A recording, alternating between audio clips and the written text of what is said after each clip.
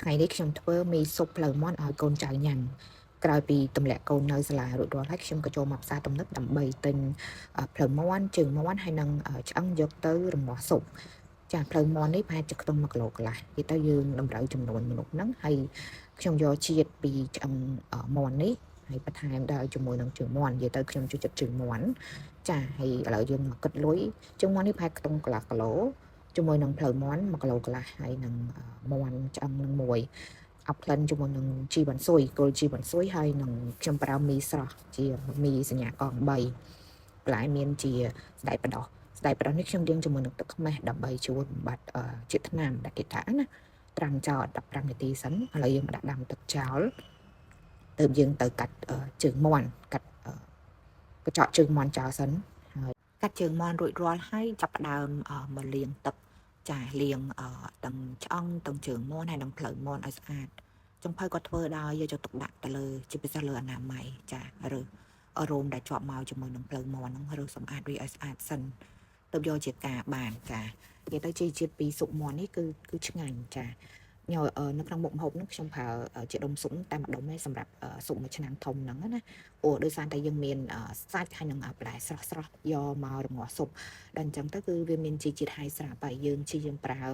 គ្រឿងបន្ថែមហ្នឹងតិចបំផុតហូបនេះគឺគេអាចបន្ថែមជាស្ករក្រហមចូលស្ករពីងណាតែដោយសារតែខ្ញុំអត់សូវញ៉ាំផ្អែមខ្ញុំក៏ប្រើរសជាតិផ្អែមពីឆៃថាមកវិញចាបន្លែមាន3មុខមានជីវ៉ាន់ស៊ុយឆៃថាហើយនឹងនេះហ្នឹងស្ដែកបដោះហើយខ្ញុំកាត់កង់ដើម្បីងាស់ទៅជាមួយនឹងស៊ុបតែម្ដងក្លិនគឺមានឈើអែមហើយនឹងពោតកាក់តែដោយសារខ្ញុំភ្លេចទិញពោតកាក់មកខ្ញុំក៏ដាក់តែឈើអែមតែមានស្រាប់ជាមួយនឹងនេះយើងបុកគល់ជីវ៉ាន់ស៊ុយខ្ទឹមសហើយនឹងម្រេចពេលទឹកពុះខ្ញុំបង់ផ្លូវមាន់ចូលទៅសិនហើយនៅពេលដាក់គ្រឿងផ្សេងរួចរាល់ហើយយើងដាក់ចូលម្ដងតិចទៅពេលដែលដាក់សាច់ចូលហ្នឹងគឺយើងនៅតែប្រើភ្លើងខ្លាំងនៅឡើយសិនហើយទើបយើងចាប់ផ្ដើមបង់គ្រឿងបុកហើយអំបិលហើយជាមួយនឹង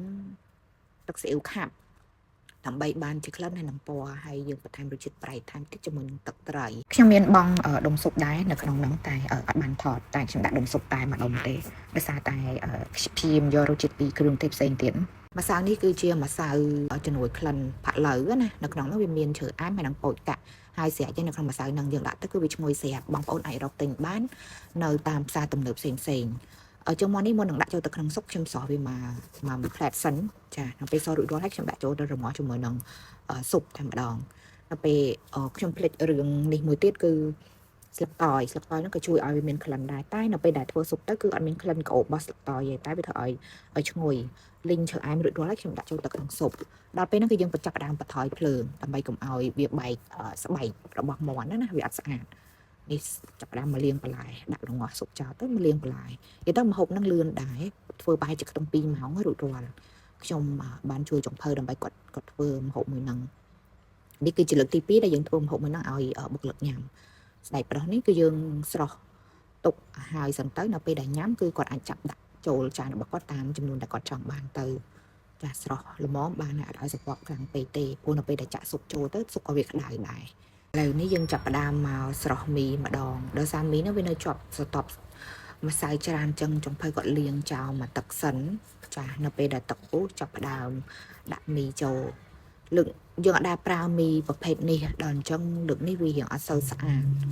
ចាជាមួយលោកខូចខ្ញុំប្រើមីប្រភេទផ្សេងជាមីដុំឬក៏អីចាបើបងប្អូនប្រើមីស្រស់ប្រភេទនេះលើកក្រោយអាចស្រស់ម្ដងតិចសិនព្រោះនៅពេលដែលវាឡើងខាប់ទឹកឬយើងដាក់ទឹកដែលស្រស់ហ្នឹងតិចពេកគឺវាធ្វើឲ្យសរសៃមីអត់សូវស្អាតហើយយើងអត់បានកូរអញ្ចឹងគឺវាខ្លោចនៅបាត់ខ្ទះនេះស៊ុបរបស់ខ្ញុំចាប់ផ្ដើម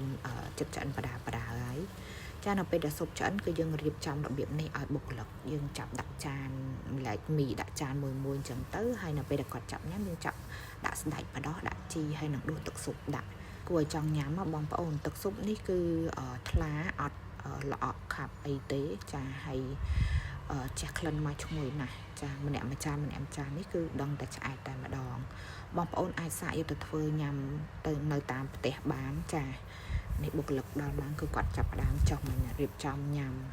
ថ្ងៃនេះខ្ញុំក៏មានឡូតដែរអ្នកណាចង់ញ៉ាំឡូតឬក៏ចង់ញ៉ាំមីអាចដួសញ៉ាំរៀបចំដាក់ចានខ្លួនឯងញ៉ាំ sân chiên nè khác còn ai nâng thở đồ sạch đặt thả mùi chẳng tới nằm bay sủa chạm bắt nát nằm bay cầm ao đồ nực nông nàng hiện cô cho cô làng chẳngแต่มันไอ้ดาบัวระเบียบสัตยังเวียมเซอร์พอยครั้งเป็นจังเบียดเซอร์ใบสายเตะแต่บัวสันจะบองบองมังว่าสายใช้เวียพอยครั้งจังดอดดูสว่างเวียดาทามวยเตอจังตักศพเซนสัตเซนเตอยังเซอร์โกเวียเป็นนักนงจานสำล้ออันนี้ชมพลุมนเกจานจังวิโตชมเมนทำปนังบองบองเมนมันหน่อยพลายพลายหน้าจังนานอมเอาชมทัวร์เอาบกหลักชมขยำติดบองบองไอช่วยนานอมบานนะ